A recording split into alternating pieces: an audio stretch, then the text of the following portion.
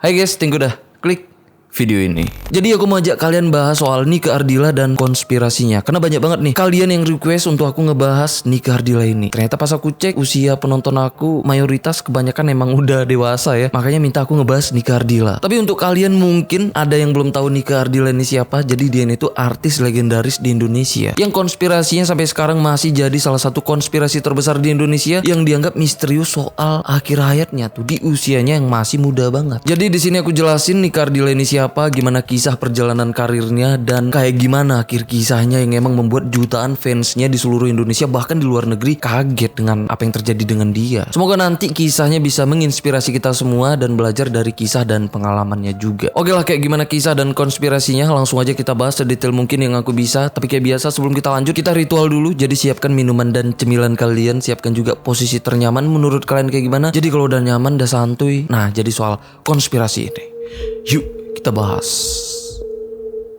Nike Ardilla lahir di Bandung dengan nama Raden Rara Nike Ratnadila Kusnadi. Itu nama aslinya. Nah, dia tumbuh kembang di rumahnya yang ini nih, yang ada di kota Bandung. Sejak kecil bakat Nike Ardilla ini udah mulai kelihatan. Dia suka nyanyi dan suaranya emang ngebuat keluarga dan lingkungannya kagum karena suaranya yang emang bagus banget, bahkan unik. Karena support positif dan kualitas suaranya juga yang emang bagus banget. Sejak SD, Nike Ardilla ini makin pede lagi nunjukin bakatnya. Yang lagi-lagi dia ini berhasil ngebuat teman-teman sekolahnya bahkan gurunya juga kagum dengan suaranya. Bahkan di usianya yang masih SD, dia udah meraih penghargaan sebagai penyanyi cilik di level nasional karena juara Harapan 1 di acara TVRI dan juga juara di Festival Pop Singer HAPMI sebagai penyanyi cilik yang mewakili provinsinya, yaitu Provinsi Jawa Barat. Karena prestasinya ini sejak usianya yang masih SD, Nike Ardilla ini udah mulai diincar beberapa manajemen musik yang akhirnya dia memilih salah satu manajemen musik yang mana disinilah dia mulai masuk ke industri musik nasional sebagai penyanyi cilik. Sejak ini juga yang awalnya Nike Ardilla ini masih menggunakan nama aslinya untuk nama panggungnya, yaitu Nike Ardilla. Akhirnya di tahun 1980-an sejak dia masuk ke manajemen musik, nama panggungnya pun diganti jadi Nike Astria. Karena Nike Ardilla ini emang mengidolakan penyanyi rock yang udah legendaris di tahun itu yang bernama Nicky Astria. Beberapa tahun kemudian, tepatnya di tahun 1986 saat Nike Ardilla ini yang masih berusia 11 tahun, dia pun akhirnya merilis album pertamanya yang berjudul Lupa Diri. Nah, tapi saat itu album dan lagunya itu masih nggak begitu populer. Tapi 3 tahun kemudian di usianya yang udah 14 tahun, Nike Ardilla ini dikenalin sama satu penyanyi dengan nama besar di Indonesia, yaitu Deddy Dores, yang juga suka dan kagum dengan suaranya Nike Ardilla ini. Dari sinilah dia mulai gabung dengan beberapa proyeknya Deddy Dores. Dari proyek ini pun mereka sampai merilis satu album. Albumnya pun seketika booming. Nama Nike Ardilla pun mulai banyak dikenal di seluruh Indonesia saat itu karena suaranya yang emang bagus banget dan banyak yang suka dengan suaranya. Karena sukses dengan album sebelumnya, Nike Ardilla dan Deddy Dores pun rilis album project mereka berdua lagi untuk kedua kalinya. Yang kali ini albumnya pun meledak bahkan sampai 4 kali lipat dibandingkan yang sebelumnya. Sampai mereka pun kebingungan, ternyata banyak banget yang suka dengan Nike Ardilla ini. Bahkan sejak itu Nike Ardilla ini sampai dianggap sebagai diva rock papan atas yang paling difavoritkan di seluruh Indonesia. Karena namanya yang udah meluap kemana-mana, Nike Ardilla pun mulai dilirik manajemen film. Yang akhirnya dari sini Nike Ardilla ini pun mulai membintangi film pertamanya yang berjudul Si Kabayan yang rilis pada tahun 1989. Berkat Nike Ardilla yang membintangi film itu, rating film itu pun langsung melejit naik secara drastis yang ngebuat film Si Kabayan sampai jadi salah satu film yang difavoritkan di Indonesia saat itu. Karena karirnya yang juga sukses di dunia perfilman, 5 tahun kemudian dia pun mulai dilirik lagi untuk jadi pemeran penting di sinetron yang berjudul Noni yang tayang pada tahun 1994. Dan setelah itu ya, di waktu yang bersamaan banyak sinetron lain juga yang menginginkan dia yang sebagai bintang sinetronnya. Yang akhirnya ya dia pun jadi bintang di beberapa sinetron sekaligus. Bukan cuman itu, dia pun sampai jadi model papan atas, sampai jadi model di beberapa majalah ternama masa itu. Sampai di usianya yang udah 18 tahun dengan prestasinya yang luar biasa banget, dia sampai dikenal juga tuh di luar negeri, terutama di Malaysia dan Brunei Darussalam. Karena lagu dan filmnya yang emang banyak diminatin di sana. Nah, jadi di sana juga ya banyak fansnya dia, bukan cuman di Indonesia. Buntut itu semua, pastinya jadwalnya pun makin padat dan sibuk yang mengharuskan dia setiap hari harus pulang pergi Jakarta Bandung. Karena itu sejak tahun 1994 Nike ini pindah dan ngontrak ke Jakarta, tepatnya di wilayah Fatmawati, Jakarta Selatan. Jadi itulah latar belakang soal gimana pertumbuhan karirnya sampai dia ini itu benar-benar sukses jadi penyanyi. Bukan cuma penyanyi ya, tapi jadi artis papan atas yang multi talenta. Tapi itu semua sebelum kejadian naas yang nimpa Nike Ardila ini, tepatnya di tanggal 19 Maret tahun 1995, yang ngebuat seluruh fansnya berduka, bahkan sampai ngebuat Indonesia gempar. Nah jadi langsung aja nih kita masuk ke kronologinya.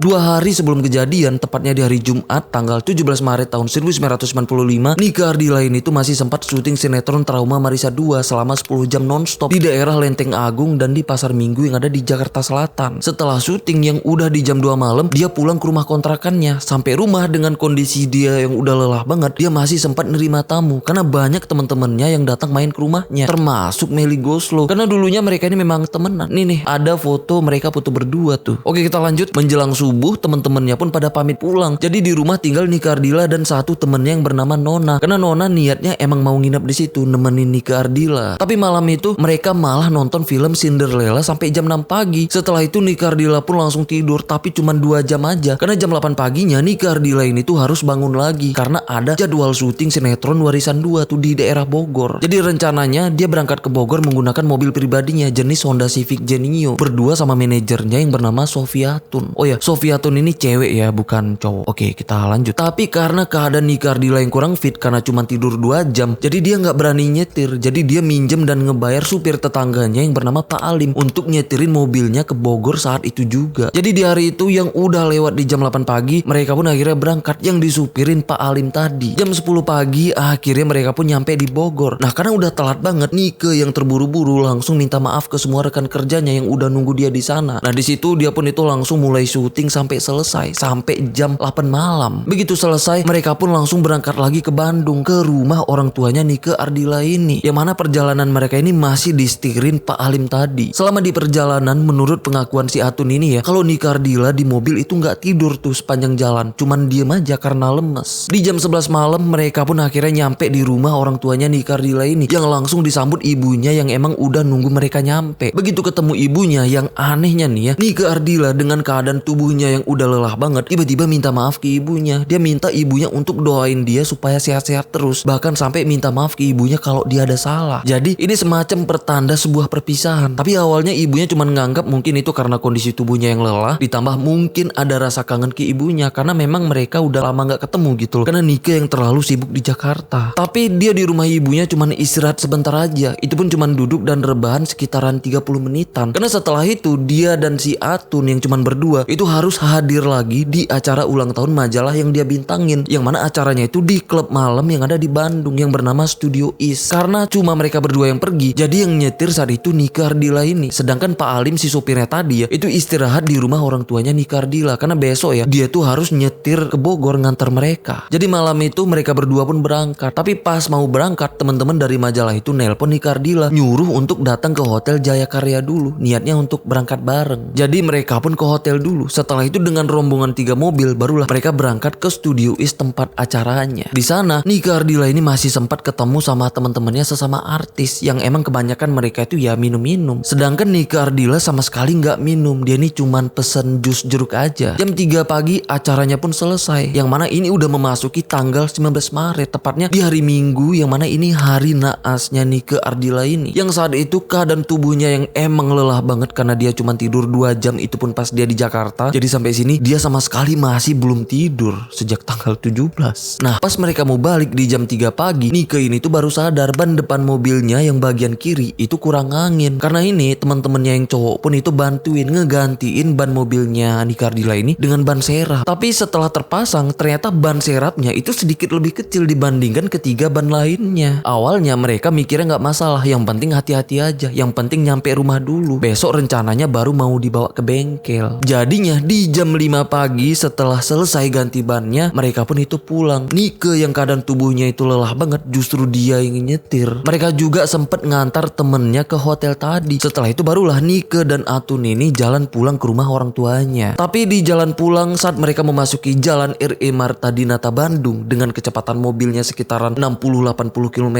per jam, mobilnya pun ngalamin kecelakaan tunggal yang cukup parah sampai ngebuat mobilnya hancur, terpental menghantam pohon dan beton pinggir jalan. Jalanan yang sebelumnya sepi langsung mendadak rame. Banyak orang yang langsung berdatangan berusaha nolongin. Nike Ardila dan si Atun pun itu langsung dilarikan ke rumah sakit Hasan Sadikin Bandung. Nyampe di rumah sakit, manajernya ya si Atun ini selamat. Tapi sayangnya Nike Ardila itu nggak selamat, yang ternyata udah meninggoy di tempat kejadian. Saat kabar ini sampai ke keluarganya, semuanya itu benar-benar kaget. Terutama ibunya sampai pingsan loh, saking kagetnya ngelihat anaknya kayak gitu. Yang padahal baru aja semalam Nike Ardila ini minta maaf ke ibunya. Dan berita ini pun jadi heboh banget di seluruh Indonesia. Semua fansnya gak nyangka Nike Ardila tutup usia di usianya yang masih muda banget secara mendadak. Ditambah dia juga yang sedang ada di puncak karirnya, yang ngebuat di hari itu, di hari kejadian, rumah sakitnya pun sampai rame dikerumunin para fansnya yang gak nyangka dengan kejadian yang dialami Nike Ardila ini. Di sisi lain, polisi pun mulai menyelidiki soal kronologi dan penyebab kecelakaannya. Karena saat itu banyak yang menduga Nike Ardila ini tuh ngalamin kecelakaan karena nyetir dalam keadaan mabuk. Dugaan ini muncul ya karena kejadiannya itu setelah Nike Ardila ini pulang dari klub malam yang emang identik dengan minuman. Tapi saat tubuhnya diotopsi, ternyata sama sekali nggak ada kadar alkohol dan obat-obatan apapun. Menurut pengakuan teman-temannya pun, dia hadir di klub malam itu bukan untuk mabuk-mabukan, tapi untuk merayakan ulang tahun majalah yang dia bintangi. Tapi semuanya ngaku kalau Nike malam itu ya cuman pesan jus jeruk aja. Terus setelah Atun pulih dan dianggap udah layak untuk diwawancara, akhirnya polisi pun mulai nanya ke dia kayak gimana kronologi kejadiannya secara detail. Menurut kesaksian si Atun ini ya, manajernya, sebelum terjadi kecelakaan, Nike yang nyetir emang sedang dalam keadaan capek dan keadaan tubuhnya yang gak fit, tapi dia tetap maksa nyetir. Terus karena keadaan jalanan di RE Marta Dinata Bandung yang saat itu masih dominan kosong karena memang masih pagi banget, jadinya Nike ini melajukan mobilnya dengan kecepatan tinggi sekitaran 60-80 km per jam dalam keadaan dia ini yang gak pakai sabuk pengaman. Pas sedang jalan, ada mobil merah di depan mereka yang jalan lambat. Jadinya Nike ini mendahului mobil merah itu dengan ngambil sisi jalan bagian kanan. Nah disinilah mereka kaget, ternyata ada mobil TAF dari arah berlawanan yang jaraknya udah dekat. Karena kaget, Nike ini langsung banting setir ke samping untuk menghindari tabrakan. Nah justru mobilnya jadi gak stabil, nabrak pohon yang ada di pinggir jalan dan terpental sampai akhirnya mobilnya terhenti karena menghantam beton yang ada di pinggir jalan dengan cukup kuat. Jadi itulah pengakuan Atun ini. Nah setelah diselidiki polisi, kesaksian Atun inilah yang dianggap sebagai kesaksian resmi, dan kecelakaan ini dianggap kecelakaan tunggal yang terjadi karena Nike Ardila ini yang nyetir emang dalam keadaan tubuhnya yang kurang fit, ditambah dalam keadaan ngantuk. Jadi ya kurangnya konsentrasi dalam mengemudi. Ditambah Nike Ardila saat itu nggak pakai sabuk pengaman yang ngebuat ya dia ngalamin benturan kuat saat kejadian. Sedangkan Atun yang saat itu pakai sabuk pengaman, makanya ya dia ini tuh minim benturan yang ngebuat akhirnya dia selamat. Nah jadi ini pelajaran juga nih untuk kita semua ya, betapa pentingnya sabuk pengaman. Oke kita lanjut, apalagi ban depan bagian kiri mobilnya yang emang beda ukuran yang ngebuat mobilnya jadi sulit banget dikendalikan saat Nike Ardila ini banting setir ke samping. Ditambah kecepatan mobilnya juga yang emang terhitung kenceng banget untuk di jalanan yang bukan tol. Jadi menurut penyelidikan polisi saat itu, ya itulah penyebab kecelakaan yang dialami Nike Ardila ini. Setelah itu tubuhnya Nike Ardila pun dipulangkan ke rumahnya di Bandung dan dimakamkan di pemakaman keluarganya yang ada di sana. Saat proses pemakamannya, lebih dari 100.000 fansnya hadir tuh di proses pemakamannya yang juga ikut berduka atas kepergian Nike Ardila ini. Setelah kejadian tadi, ternyata banyak para fansnya di seluruh Indonesia yang gak percaya dengan hasil penyelidikan polisi tadi. Yang mana banyak para fansnya yang yakin kalau itu bukan hanya kecelakaan, tapi ada yang ngatur itu semua demi menyingkirkan Nike Ardila. Karena emang ada satu masalah besar yang dianggap itulah penyebab dari ini semua. Yang diyakinin para fansnya saat itu, kalau pelakunya yaitu Ino Sigit. Emang siapa bang Ino Sigit? Jadi Ino Sigit ini temennya Nike Ardila di saat mereka masih menjadi penyanyi cilik, yang awalnya karir mereka mereka sama. Tapi setelah dewasa, Nike Ardilla ini justru makin populer dengan multitalentanya. Sampai dia sukses juga sebagai pemain film dan pemain sinetron, bukan cuman sebagai penyanyi. Sedangkan Eno Sigit ini saat itu sebaliknya. Namanya pun itu perlahan memudar sampai akhirnya menghilang di entertainment Indonesia saat itu. Terus setelah dewasa, mereka berdua yang awalnya sahabatan, ya hubungannya jadi rumit. Karena ternyata mereka berdua itu suka dengan cowok yang sama, yaitu seorang perwira angkatan udara yang bernama Tommy Nasution. Karena inilah persahabatan mereka jadi rumit dan permusuhan pun dimulai tuh di antara mereka berdua. Terus gimana caranya? Kok bisa Eno Sigit ini ngatur ini semua? Karena Eno ini cucunya Soeharto, yang saat itu Soeharto masih menjabat sebagai presiden Indonesia. Ditambah Eno ini juga berasal dari keluarga cendana, yang mana ini keluarga yang sangat-sangat dihormatin dan juga disegani. Jadi banyak yang percaya dialah yang ngatur ini semua dengan menggunakan kekuasaan kakeknya yang sebagai presiden di masa itu. Karena ada teori yang memperkuat dugaan ini, yaitu dari pengakuan saksi yang ada di sekitar jalanan yang ngelihat secara langsung saat mobilnya Nike Ardilla ini ngalamin kecelakaan. Yang mana pengakuan saksi ini katanya ya, sebenarnya itu bukan kecelakaan tunggal, tapi mobil hardtop merah yang jalan lambat dengan sengaja nyerempet mobilnya Nike. Saat Nike ini berusaha mendahului, yang ngebuat mobilnya jadi nggak stabil dan menghantam pohon dan beton di pinggir jalan. Dan saksi itu juga sempet ngelihat supir mobil hardtop merah itu, yang mana supirnya itu berambut cepak dan berbadan tegap kayak tentara. Dan kesaksian orang-orang yang ada di sana semuanya kayak gitu. Apalagi teori ini diperkuat dengan adanya kerusakan parah di sebelah mobilnya Nike Ardilla ini, yang katanya ya itu bekas diserempet. Gimana menurut kalian? Padahal dia mendahului. Kalau dia emang mendahului, mobil hardtop merah itu ada di sisi sebelah kiri mobilnya kan. Nah sedangkan kalau kalian lihat di sini, kerusakan mobil di sampingnya itu sebelah kanan. So akal nggak menurut kalian teori konspirasinya? Tapi itulah konspirasi yang dipercaya para fansnya saat itu, yang emang konspirasi dan tuduhannya ini mengarah ke Eno Sigit. Sampai nih ya, Eno ini klarifikasi di sebuah wawancara media yang bilang kalau pelakunya bukan dia. Tapi karena klarifikasinya itu, justru para fansnya makin percaya dengan konspirasi ini. Karena kalau emang itu hanya konspirasi, harusnya Eno ini nggak klarifikasi apapun kan? Iya juga sih. Gimana nih menurut kalian soal konspirasinya? Yang bahkan sampai sekarang ya masih banyak orang-orang yang percaya dengan konspirasinya ini. Tapi apapun itu, ini cuman konspirasi alias hanya sebatas dugaan. Apalagi ya, konspirasinya ini menurut aku lemah banget karena ya nggak ada bukti valid dari saksi yang ngelihat itu. Bahkan namanya pun nggak ada. Kalau emang dia mengakui ngelihat kayak gitu ya, kenapa nggak sebut namanya ya? Atau mungkin jangan-jangan dia karena takut kali dengan Eno Sigit juga, atau mungkin udah hilang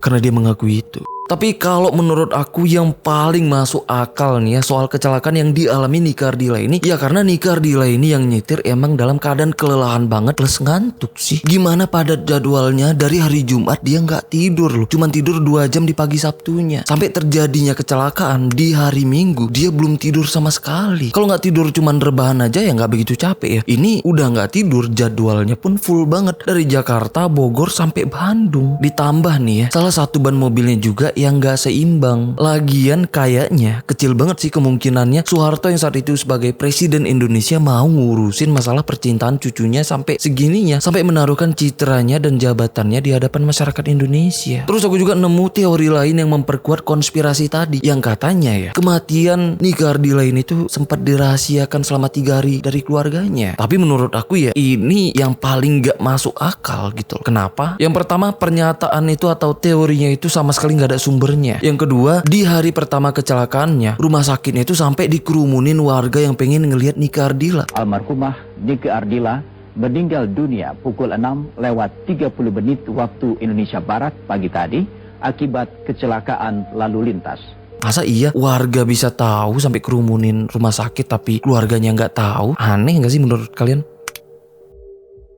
Dan soal kepergian Nike Ardilla ini juga sampai jadi cover majalah yang berbasis di Asia. Ya karena popularitasnya Nike Ardilla ini bukan cuma di Indonesia. Terus setelah kejadian tadi, mobilnya Nike Ardilla yang ngalamin kecelakaan itu ya akhirnya dilelang. Dan pemenang lelangnya itu bernama Lia Natalia yang merupakan fans beratnya Nike Ardilla, yang membeli mobil itu seharga 100 juta rupiah. Yang mana di masa itu 100 juta itu angka yang fantastis. Terus setahun kemudian di tahun 1996, rumahnya Nike Ardilla yang ada di Bandung itu dijadikan museum museum Nika Ardila yang bertujuan untuk para fansnya mengenang Nika Ardila. Di sana diperlihatkan juga foto Nika Ardila yang autentik, barang-barang kesayangannya, dan juga pintu mobilnya setelah kecelakaan itu masih dipamerkan. Bahkan sampai sekarang museumnya itu ternyata masih buka untuk umum, bahkan digratiskan untuk siapapun mau berkunjung. Jadi kalau kalian mau berkunjung ke museumnya, ini nih alamatnya. Oke lah, sampai sini aja pembahasan kita soal Nika Ardila ini. Ya semoga kisahnya ini bisa menginspirasi kita semua dan juga belajar dari pengalaman dan kisahnya juga gitu ya. Karena aku yakin ada banyak sih pembelajaran yang bisa kita petik dari